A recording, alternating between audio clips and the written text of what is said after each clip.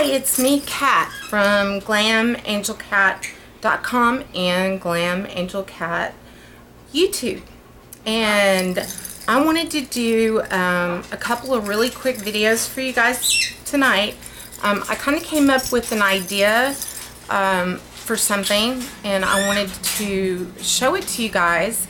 Well, two things. First thing, I want to do a review on the brush guard drawing system. You've probably seen some reviews on them already, and I want to tell you what my personal thoughts were on that product, and then a way that I kind of altered the product to make it work a little bit better for me and might work for you too. So let me get started with the actual guards themselves. Okay, they come in like tiny. Okay, let's see, compared to my finger, you can see how tiny it is. Okay, and then you have medium. Okay, next to my finger, you can kind of see the width is about as wide as your first finger. Okay, and then the third one just dropped out of my lap, but I will grab another one, is this big. So that is for the larger handle brushes and kabuki brushes, things like that. Okay, first thing I want to show you is how you put them on. Okay, this happens to be my Sigma. Okay, flat little stippling, or I use for stippling foundation, getting a nice airbrush look, and also really packing your foundation into your pores. Okay, and this is what you do. You take the brush, and of course you can see how small the hole is. I'll get up close. And you push it in like so. Okay, and then when you get to the top, you just put it right there. Okay, and if this is wet, of course, the one thing you don't want to do is have your brushes stand like this. I have a rolling cart that I used to use, and I would lay it to where the water would drip this way. Ultimately, the best thing to do to keep your brush handle from getting any water and any rotting is for it to be down.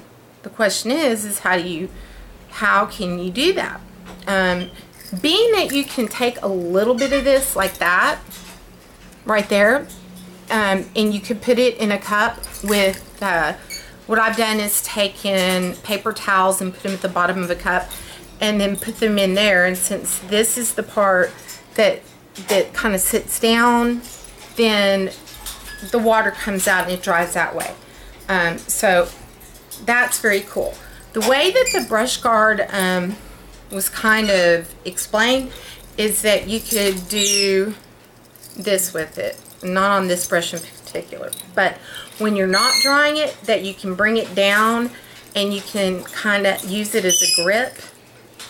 I don't like that so much. It kind of ruins the handle of the brush and how you're working. So I actually didn't like the working, and it slides really easy, and it kind of can shred easy, but it kind of depends on which one. Some of them I found to be stronger than others, and some not so much. So I think the idea is great, and what it does do is it shapes your brushes so they dry and they come out looking brand new. Alright, now let me show you the big one. I'll show you how big this can get. This is one of my Bobbi Brown big giant flat fan brush.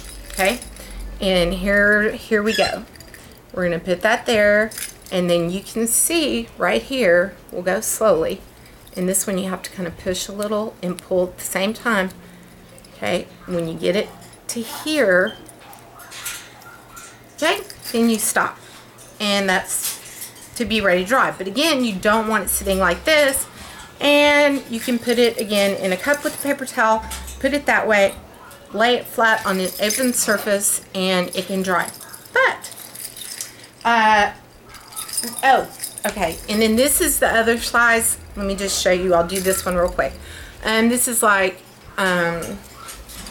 this size. This is the medium. You put it on the end of the brush. You push it up till it gets right about there, and then you see how much is left. The problem that I found, okay, if you have this much left and you happen to have, well, I wear a MAC belt, tool belt, and I have all of my brushes in that, and I either wear it crossbody or around my waist. It just depends on the day. Well, I kind of like the idea of these being protected all the time as well. So what I did is I put one on every one of my brushes, and then I put them, or tried to put them, in my holder. Okay?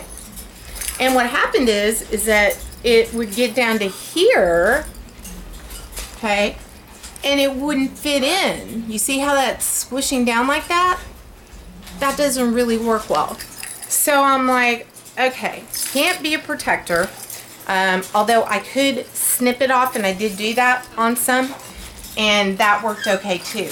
The other one I wanted to show you was, this is one from the Holiday Ice collection. You can see it's got the sparkly handle, but it's a small angle brush.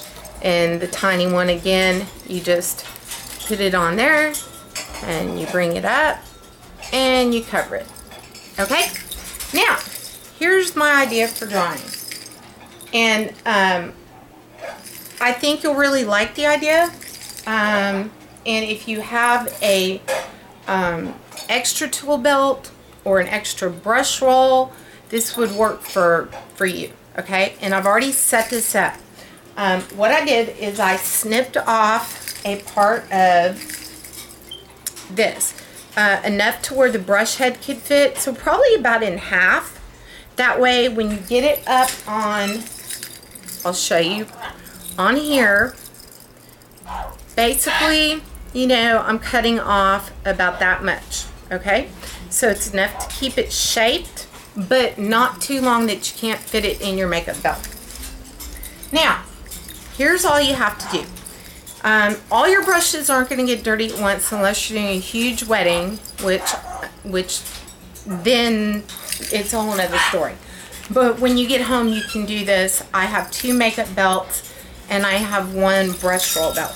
So once you cut those in half and you clean your brushes, then you put them upside down.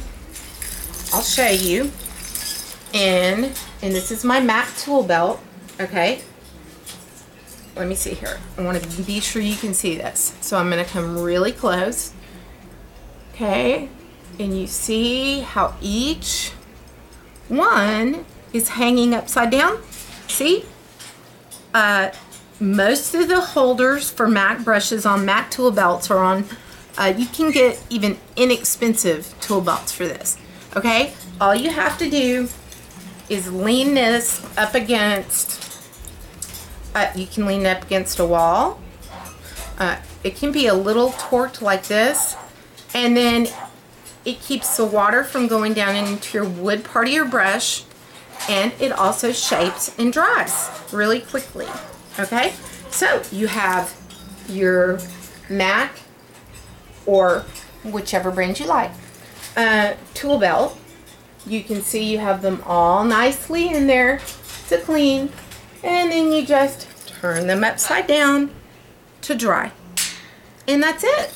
It makes you a very simple with something you already have, and it makes the gravity pull the water out, and it makes your brush go in there and dry. And it's awesome. So I originally, I was trying to find ways to kind of use it in different ways, and this is just an idea that I came up with. So again, I do love the brush guards, but I'm not going to say that you can, if you use a belt system, it's going to be very difficult for you to use these and fit them in your belt because of how long they are on most of the brushes. Then they just start pushing up, and if you try to push them down, that's not good, because you see how these little hairs, if you push down, they start sticking out. I don't know if you can, right there, you can see it. And that is not good for shaping your brush. So, they're very slippery and they move easy.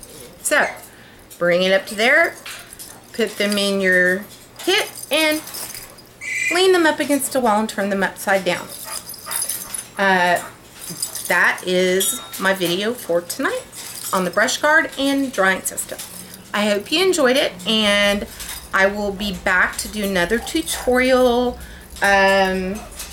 tonight on my MAC haul and how I color coordinated them. So it was great to see you guys, and I will see you here in just a few minutes, and I hope that you're getting ready for an awesome Thanksgiving dinner. We're doing the same here. That's why my hair is frazzled. I've naturally curly hair like this, so I kind of look like Medusa right now. But I wanted to get this out for you when I thought it up. So I'll talk to you later. Bye.